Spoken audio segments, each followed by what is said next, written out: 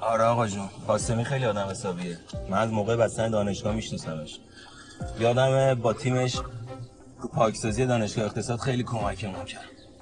شما مرک خوب بزنه خوشتون. شما بازداشتین آقا مسعود؟ الو مسعود، مهدیم مسعود، منو گرفتن. چه عجب آقازاده حاج آقا مشکاتیان از این ورا. بابا کن از خونه دنیا داشتم سفارشتو میکردم. نه آقا جون، لاد نیست، عین خودمونه. کار تشکیلاتی دوست داره. از این نیستش که فقط حرف میزنه. ببین اخوی، اینجوری سنگ رو سنگ بند نمیشه. شما اگه از بیت امام اومده بودین باز من نمیتونستم بازداشتی اجرا در دانشگاه رو بهتون تحویل بدم. من اسم شما رو یادم نمیاد. معرف حضور هستم پدر بزرگوارتون. فعلا که دمار از روزگار بچه آیت الله در بوده ما که اصلا بیاده چه تکذیب میکنم؟ الان بنده به شما تهمت احتکار میزنم، مگه به حرفه؟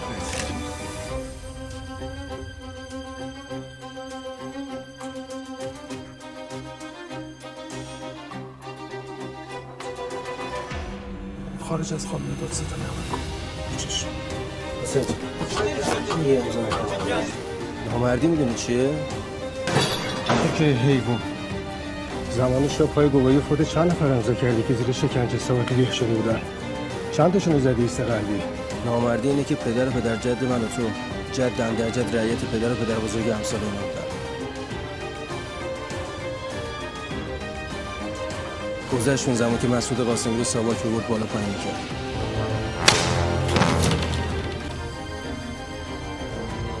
اینم حکم. الان همون مسعود قاسمی با این نوک خودکار با 2 خط نوشته زندگی جابجا می‌کنه. با شور و هیجان میشه انقلاب کرد آقای جلالی، ولی نمیشه حفظش کرد.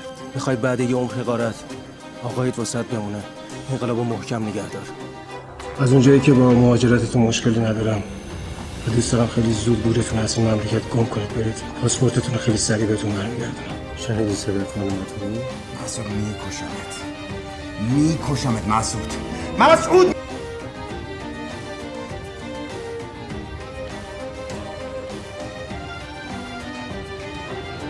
من عمل به وظیفه کردم. من امر به ظلم کردم.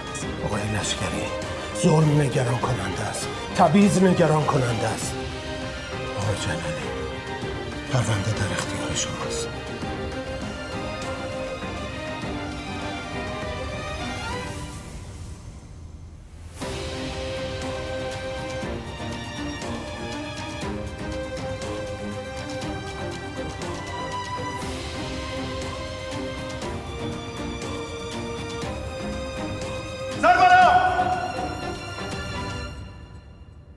در خصوص متهم ردیف سوم مسعود قاسمی به 10 سال حبس جنحی و انفصال از خدمات به مدت 5 سال محکوم می‌گردد.